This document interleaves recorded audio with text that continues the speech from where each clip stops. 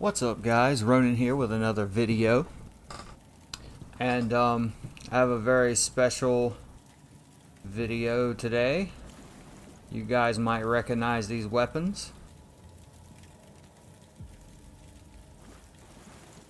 Yep, these are the weapons at the beginning of when the game first released.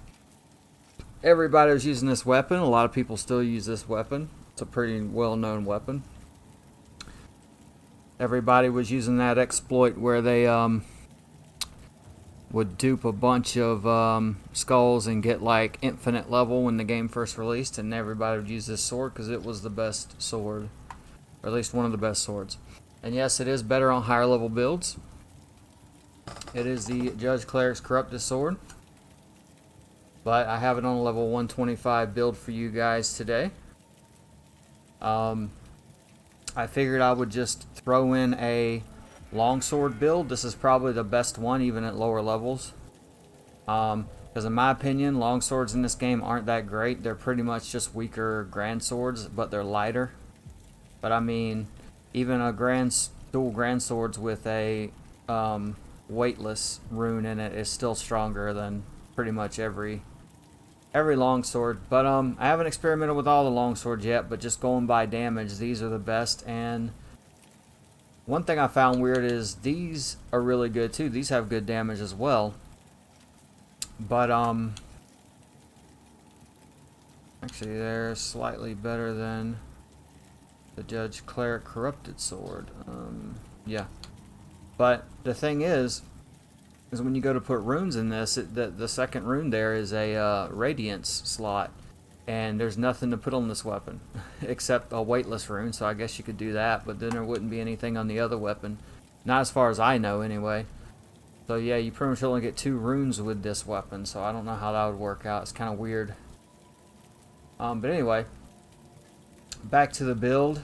We have dual Judge Clerics Corrupted Swords, and for the runes we have a Satis rune. You could also go with the Melkev rune, I think it's called. Yeah. Yeah, the Makev. It gives about the same damage.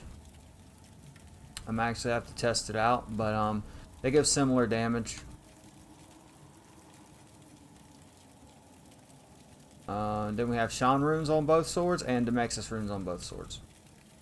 This is a physical damage build. And I figured with these swords you have to have 20 Radiance and Inferno anyway, so we went with the Poison Umbral build. Armors, whatever you want to wear. I got a passion for fashion, so this is what I picked.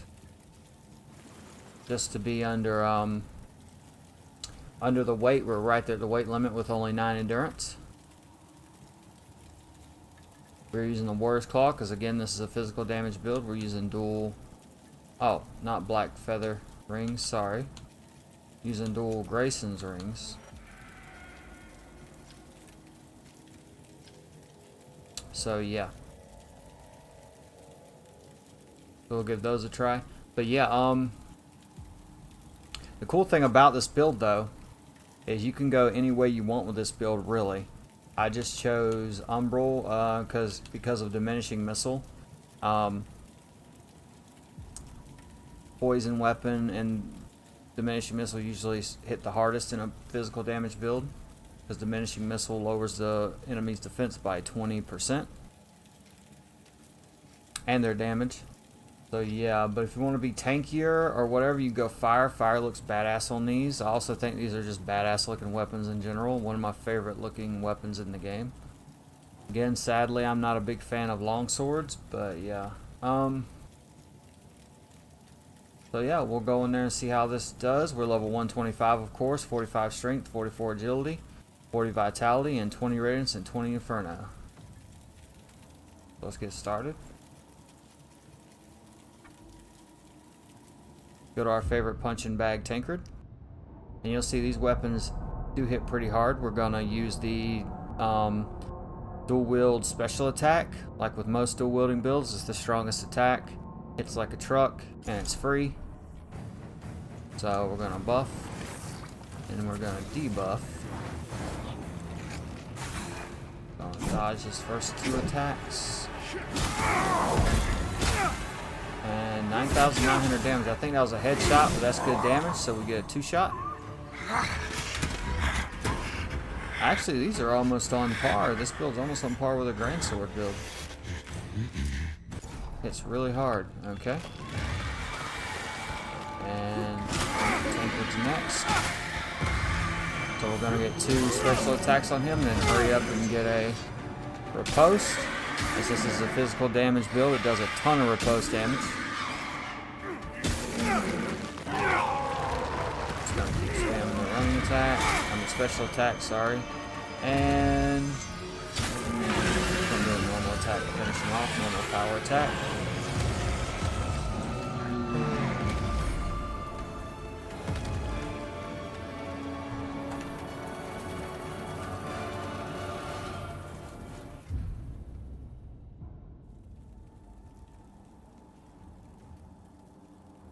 Alright guys, we'll try some other bosses.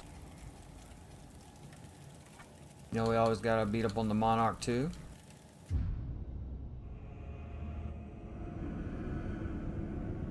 Let's give that a shot.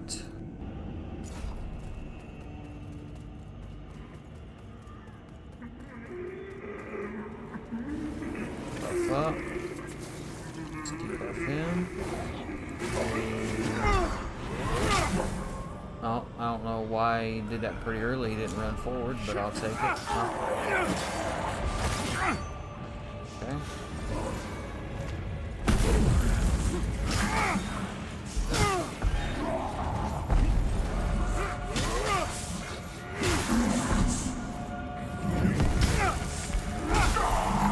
Getting a lot of stuns.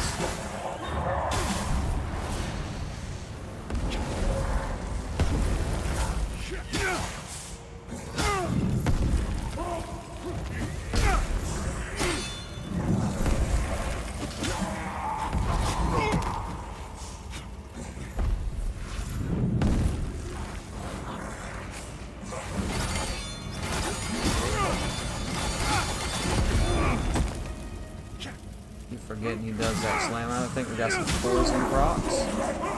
And oh, he's almost down. Now he's down. Okay. Pretty good kill actually. Yeah, these things are strong even at low levels. Obviously these are made for higher level characters. They do way more damage than a higher level character, but level 125 build will do just fine. I think this character looks badass by the way. Cool look.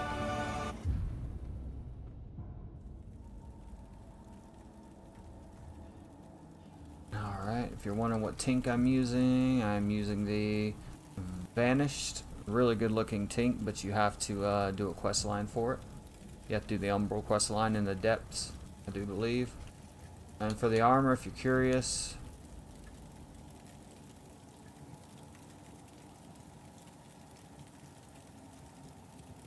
but yeah, again guys, one cool thing about this build is since you already have to have pretty high Radiance in Inferno, you can go either way with this build, whatever you prefer. You can make it a fire build, a holy build.